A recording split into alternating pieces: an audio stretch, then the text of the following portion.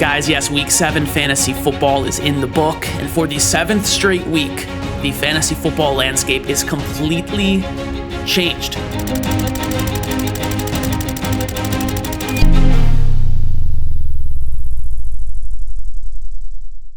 Massive rest of season ranking shifts, potential league winners on the waiver wire, if I say so myself. We will get into the full waiver wire rundown at the end of the show, mix in a little bit here with the rest of season ranking updates and the main takeaways from Week 7. And let's just begin with none other than Rashee Rice. So Rashee Rice is back. 10 targets, caught 7 passes, got in the end zone twice, and I do have him as a top 8 rest of season wide receiver. They only played the starters for like 2.5 quarters. They did not make it to the end of the third quarter here, and he just went crazy. 23.2 PPR points here. If you guys are returning to the channel, you notice we're using ESPN today. Sleeper's having a bit of a bug over there, I noticed, so just bear with me here. Actually kind of like ESPN's format a little better. But yeah, anyway, Rashee Rice is moving into top 8 wide receiver rest of season territory. I'm seeing things out of Patrick Mahomes like this might just be give him the Super Bowl now type of deal, because 31-0 against the Raiders, like I get it, the Raiders are very bad, but they're not that bad. I think the Chiefs are really that insane, to be honest. All right, we'll move on now to the running back position, do a little bit of bouncing around here. We'll get to Quinshon Judkins, who, yeah, he's officially arrived. Top 10 running back, rest of season for me. 3 rushing touchdowns. One of them, that final one, they got that turnover super late, basically at the 1-yard line. He just walked it in. The Dolphins are a complete mess. Whoever plays them, you might as well just chalk them up to a monster week on the ground. But season high 25 carries here for Judkins. And just looking at, where is it here? I can't really see the complete. Okay, got him. Just looking at the game log, guys. The recent carries, so as the starter, I will read you his carries. 18, 21, 23, 12, not very good against Pittsburgh last week, and then 25. So I'm getting a lot of questions. Well, what if, it was just a Miami thing? What about negative game scripts, things like that? I'm really not worried. We've seen him, catch 4 balls here in week 4, for example. Like, he's been targeted in these negative game scripts. I really like Judkins going forward. As I said, top 10. Genuinely, he is an RB1. Okay, we'll move on now to the big man, Davante Adams. We will go here. He went absolutely nuclear, guys. I mean, yeah, this was prime Adams on display yesterday in London. Only caught 5 balls. I say only, but 3 touchdowns. Hat trick of touchdowns, 24% target share. And I really have him and Puka as top 12 wide receivers rest of season, the 2 of them. We used to have the days of T. Higgins, Jamar Chase, or Jalen Waddle, Tyreek Hill. This season, it's Adams and Puka. If Davante Adams is your wide receiver 1 and you have a strong wide receiver 2, absolutely nothing wrong with that. I really like that. Travis Hunter in the same game. This really was a bit of a breakout game here for Travis Hunter. Ended up scoring 24.1 fantasy points, okay? Caught 8 targets, 14 total targets, 1 touchdown, over 100 yards. And they're just really utilizing him in ways that are much better for the team. He was flashing on limited opportunities before, and they finally said, hey, 14 targets. And that's insane. Now, Brian Thomas left with an injury. We got to monitor that. If Brian Thomas were to miss any time, Hunter really becomes the wide receiver 1 for this team. I mean, it's top 18, top 16 weekly basis, to be honest with you, among wide receivers. So definitely monitor that Brian Thomas injury. We have a couple other injuries to talk about, and we will get to them kind of at the end of the show. Jordan Addison, we'll stick with the wide receivers. Now, he's a guy I have on my own team, and we look at the game log this season so far. It was pretty encouraging when he returned in week 4. Then in week 5, he was benched a little bit or whatever the situation was. But still, week 4, first game, caught 4 passes of 8 targets. Then in week 5, 6 targets, missed the first quarter, caught 5 of them for the touchdown. Comes out yesterday, 12 targets, it's more than Jefferson. 9 catches, more than Jefferson. 128 yards. He was used in the red zone. He was down at like the 5-yard line, so there's scoring potential. He gets the Chargers, who just allowed basically every single Colts wide receiver to score a touchdown yesterday. I really like Jordan Addison. I think that he's a low-end wide receiver too, moving forward. And admittedly, this is a guy, Jordan Addison, that I was not very hip to. Like, I understood he was a good flex here and there. he's looking like a steal in drafts if he keeps this up. Already had the bye. Honestly, a nice trade target, 100 plus receiving yards in 2 of the last 3 games. Okay, we'll switch it back up to the running back position here, where we need to have a quick discussion about this man, Jonathan Taylor. Now, I am pretty reluctant, right, to just crown players after hot starts as, best running back rest of season, things like that, okay? We saw it with Derrick Henry, where I was like, let me just feel this out. And it ended up not working. Now, when he comes back in week 8, I feel like he's going to dominate for sure. But Jonathan Taylor, we now have 3 games this year. Week 3, week 5, and week 7 yesterday, where he has 3 touchdowns. Like when they are 30 yards to the goal line, all they do is give him the ball over and over and over again. He's catching passes, 3+ catches in all but 1 game this year. Like, we're going to talk about McCaffrey in a bit. Remind me, okay? Yeah, I said remind me as if you can remind me, but remind me. We got to talk about McCaffrey. But with Taylor, like I look at the utilization, he's scoring 34 points on only 19 opportunities. Actually, 19 touches. He had over 20 opportunities when we look at the targets. But 19 touches, 34 fantasy points last week, right? 25 touches. Now, I'm saying that it's not that crazy. If we were looking at 35 touches or whatever, I'd be like, wow, this is pretty insane. It's not that crazy. He's very touchdown dependent, but he's unstoppable in the category. It's like, James Cook last year felt like, can he keep doing it? He ended up to keep doing it, right? But Jonathan Taylor's like, no, he's scoring twice today. Like it's minus 100 odds he's getting in the end zone twice today. And I'm prepared to just say, JT, top 3 running back rest of season. The crown is going to one man. And there is only one man after last night. That's a big hint. But, top 3, and I will order them for you. Spoiler alert, Christian McCaffrey is number 1. I do have Bijan Robinson at 2, just because he's competing with Taylor and McCaffrey without the touchdowns, which is a very good sign. And then Taylor at 3. And if you want to organize them in any order you want to, be my guest. But yes, he now has 3 touchdowns in 3 of 7 games. 3+ rushing touchdowns again, guys, yesterday. It's unstoppable. Tennessee next. Yo, Jonathan Taylor has Tennessee at home next week. All right, great. Okay, got that out of the way. Okay, we go kind of to a similar player tier, right, but different position, and it is Ja'Marr Chase, the highest scoring wide receiver on the week so far. And that is because in week 7, he's fought 23 targets. That is a career high. When Ja'Marr Chase is setting a career high in anything, it might just be NFL record, okay? 23 opportunities, insane. 16 catches, that was also a career high. And this is with Joe Flacco at QB, 49% target share, and the schedule rest of season, guys. The Jets next week, Chicago, Pittsburgh, New England, Baltimore, Buffalo, Baltimore again in week 15, first week of fantasy playoffs, hello. Then Miami, Arizona, so quite literally nothing to worry about here with Ja'Marr Chase. He's right back into top 6, top 5 wide receiver category for me. We'll move on to the tight end position. An early waiver wire ad here. It is Oronde Gadsden II, and he has been cooking as of late. So this is 2 straight games now with 7 catches and over 8 targets. 150 receiving yards yesterday, and he got in the end zone. And the last 2 games, he's played 75% of the snaps. So he was doing okay weeks 3 through 5 on like limited snaps. This is nothing crazy, nothing to write home about here. But then they bumped him up to 75% of snaps when QJ missed. They kept him in that role yesterday. And now he's a full-time player. Like I said, 8+ targets per game. Herbert dishing it out. They pass more than any single team in neutral situations. So Gadsden is a primary ad. A lot of bye weeks this week in week 8. I very much enjoy adding him off the waiver wire. All right, we'll move now to Philadelphia, to the wide receivers. And these guys are always frustrating for me, but got to give respect when it's due. DeVonta Smith, we'll start with him. He outscored A.J. Brown yesterday, only slightly.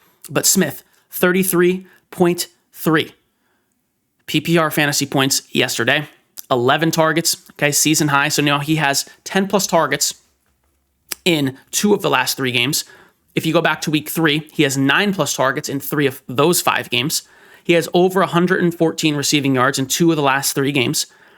And he gets the Giants up next. It's a bit of a revenge game scenario for the Eagles here, okay? Now, with Smith specifically, this might be an unpopular opinion, but we always talk about this. I would sell high. I would genuinely get him off my team. I would trade Smith for Addison plus. I would trade Smith for any top 24 wide receiver and then some. I would trade Smith for QJ, Keenan Allen, Ladd McConkey. Those are the type of moves I'd be making. I would sell high on DeVonta Smith because it is a roller coaster ride. One day you're here, then you're here, then you're here. And, he is a flex. He has very big boom games. But yes, what I do prefer a little bit more is A.J. Brown. We look at the targets. 8+ targets in all but 2 games this year. So obviously week 1. And then yesterday, only 6 targets, but caught 4 of them, 121 yards. The thing with A.J. Brown is he becomes a little bit more consistent than DeVonta Smith long-term because he is more consistent with the huge plays. Smith will vanish. AJB will have dips in targets, but he will, like exactly what he did yesterday, have his best game of the year. Only catches 4 balls, 2 touchdowns because they're 2 bombs that he converts on. So AJB is a bit more insulated to the inconsistency than DeVonta Smith. AJ Brown, top 12 wide receiver rest of season. We're back. Is very nice to see. Okay, sticking with wide receivers, Chris Olave had his best game of the year, and this really is, obviously Olave's broken out. He's a good pro, a good player. We've never really seen it for fantasy though, and I feel like this is very telling. Now we have 10+ targets here in all but 2 games this season. Okay, 26.8 fantasy points yesterday in PPR, top 20 the rest of the way. Caught 2 touchdowns. It's the first time he's ever done that in his career, I believe. So it's pretty awesome. It's pretty awesome. Good for Chris Olave, and it's nice to see them giving him the ball in the end zone, to be honest, because they were pretty reluctant to do that, all the Taysom Hill nonsense. Now, would I look to trade Olave for an A.J. Brown or a top 12 guy rest of the season? I probably would, okay? We move on to Trey McBride. Yeah, this is my guy at the tight end position. Heard all off season how he wasn't worth it in the back half of the second. How about now? So over 21 fantasy points in back-to-back games. First multi-touchdown performance of his career. He now has 4 touchdowns on the year in 7 games. I was told he can't score touchdowns. Sounds good. And yes, top 2 tight end rest of season. I still have the King Brock Bowers at number 1. I realize that's an unpopular opinion. A lot of people don't like that, but I do. I do have a healthy Bowers in week 9. Ahead rest of season of any other tight end. If you are a winning team, I recommend you go trade for him. If you are a losing team, buy him on the low. Okay? We will stick with the tight end position and look at Tyler Warren. Look at this guy, man. Tyler Warren. Man, he is, speaking of guys on Brock Bowers' level, he's doing his best Brock Bowers rookie impersonation, and he's actually scoring more touchdowns as of late. 11+ fantasy points here in all but 1 game. And the one that he... the one he didn't score, 6.8 points. So whatever. But 3 straight games with a touchdown. Week 5, 6, and 7, he scored a touchdown in every game. And I have him top 3 rest of season. Bowers, McBride, and Tyler Warren in order. All right. We'll move on now to 2 QBs, and then we'll get into the injuries and the waiver wire. The first QB, Bo Nix. Let's go. This is great to see. Really showed his ceiling yesterday with basically 40 fantasy points, 39.96 fantasy points. All right. 4 total touchdowns. Got into the end zone with his legs on 2 of them. And I do have him as a QB1, a top 12 QB rest of season. While the Broncos' weapons are frustrating to figure out, RJ Harvey, J.K. Dobbins, Courtland Sutton, Troy Franklin, Evan Ingram, Marvin Mims. Like I could literally go on, right? Doesn't matter because they all come back to Bo Nix. Bo Nix gets all the fantasy goodness from anything those guys do. And there's a lot of good players in that mix. All right. So good for Bo Nix. We go ahead here to Drake Maye. And, I look through these quarterbacks, right? These top scoring quarterbacks here. Like Drake Maye is rarely 1 or 2, but he's always top 10, top 8. And we're going to discuss why. So he has 7 straight games now with 200+ passing yards. Season high 62 rushing yards. So that's 8 and 9 carries in back-to-back games here. And I have him as a top 8 quarterback rest of season. The schedule's pretty good after this Cleveland and Atlanta stint here. You get Cleveland and Atlanta, which Atlanta is actually missing one of their best players. He got injured last night, so maybe he's back week 9, who knows. But week 8, you get Cleveland. You don't love that. But then Tampa Bay, the Jets, Cincinnati, the Giants, Buffalo, Baltimore, and the Jets again. So what a schedule for May. Man, it's looking good for Drake Maye. Okay, let's get into some injuries to monitor here. So Kareem Hunt, he returned to the game. Okay, and we're going to talk about Brashard Smith on the waiver wire portion of the show. But Kareem Hunt returned to the game, and I just want to monitor this though, because it's kind of like one of those things. Like, he got hurt yesterday and it looked pretty bad. He had to be helped off the field and everything. Like I said, for the fourth time, came back, but you saw Pacheco get increased run. He got into the end zone. Pacheco ended up having actually a pretty nice day. I took a little flyer on him in my league, ended up working out just for the flex value. And it's kind of what we should be expecting if Hunt were to miss any time or leave, right? So with Pacheco, over 15 opportunities, like I said, got in the end zone, still not over 4 a carry, but that's okay. It's actually his worst yards per carry, essentially of the season, actually since week 2, but 12.4 fantasy points. And we just saw the Chiefs really pounding the rock with this guy. So if Kareem Hunt misses any time, Pacheco's going to have nice value. And that we'll just wait on the Brashard Smith conversation. It will be in 3 minutes in the waiver wire portion of the show. Chris Olave, he left but then returned. We just talked about him. He seems totally fine. Jaxson Dart left for a concussion evaluation. Actually, no, I'm wrong. That was Drake Maye. Drake Maye left for concussion. He returned. Jaxson Dart, I'm not quite sure what's going on with him, but he left the game, then returned.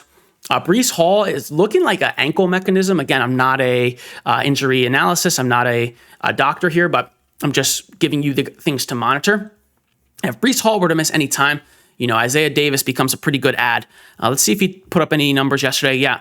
Nope. Okay, nothing. 2 carries and 10 yards. Word.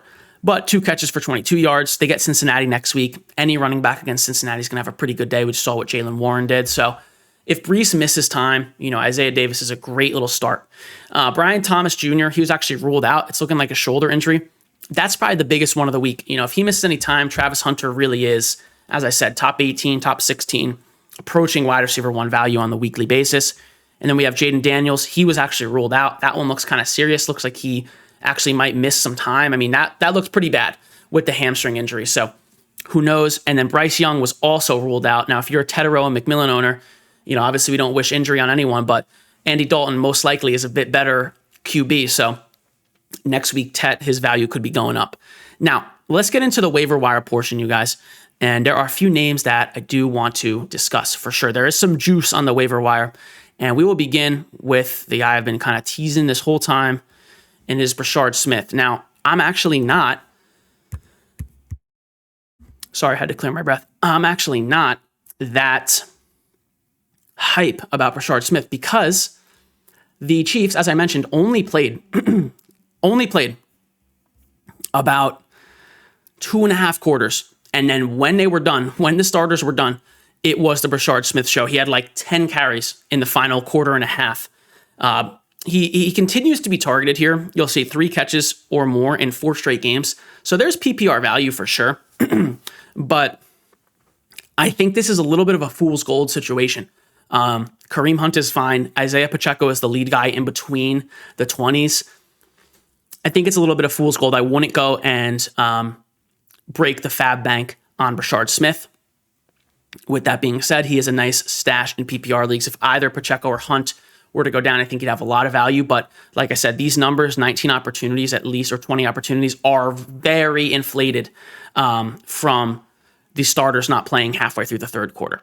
Okay, we'll move on now to Kyle Monangai. Now, this is more of a legit one, and I'm sure my editor, Nick, is shaking his head because I've discussed this guy. I have said this guy's name since the 1st of June, 2025, basically 5 times a week.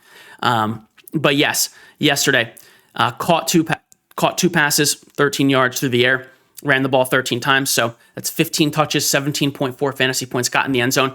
And it really is looking a lot like David Montgomery and Jahmyr Gibbs, where it's Monangai and Swift. And Ben Johnson kind of made that thing famous, this duo. And I think he's trying to do it here in Chicago. So Monangai has a nice schedule coming up. Baltimore, Cincinnati, Giants, Minnesota, Pittsburgh, Philly. We saw what Scatterbo just did to them. So he should be added for sure. You can actually start him as a flex, in my opinion. We'll move on now to Colston Loveland, another guy I just love. Okay. And we see, nope, not Colts defense, Colston. Okay. We've seen Cole Kmet just kind of be a nuisance for this offense. And yeah, we see he leaves the game yesterday with a back injury. He's ruled out pretty quickly. So if I had to guess, he's probably out this week. Now they get Baltimore, Cincinnati coming up on the schedule. 3 catches yesterday, was a season high for Loveland. He just looks the part, like finally fully healthy. Top 12, top 11 draft pick, whatever he was. this year. Highest tight end target share in a season ever in college. I believe it was 34% in his final year at Michigan. 99% dominator rating. We absolutely love this guy. All right. And we'll move on to, we already talked about Isaiah Davis, but we have Devin Neal. So this is kind of a fun one as well. A guy that a lot of people loved coming in the offseason. This was a sleeper pick for sure for a lot of people. Devin Neal only ran the ball once yesterday, was not involved, but Kendre Miller left the game, was ruled out very quickly. So not only does this kind of confirm Alvin Kamara is not leaving New Orleans if Kendre is really hurt, but Devin Neal could step in as that second running back, and he does a lot of the things Kamara does. He's very good after the catch. Kind of was actually my comparison for Devin Neal. Best case scenario wasn't Alvin Kamara, so that's a sneaky ad right there. I will mention now Darnell Mooney. Now, I am a Drake London owner, and this guy's a bit of a thorn in the side. With that being said, Drake London still had, 10 targets last night, so you'll see a lot of metrics about like, oh, look at Drake London's target share when Mooney's back on the field. He still had 10 targets. Like, it's only 24% share. It's 10 targets, so I'm not that upset about it. But some of those passes would have been going to London.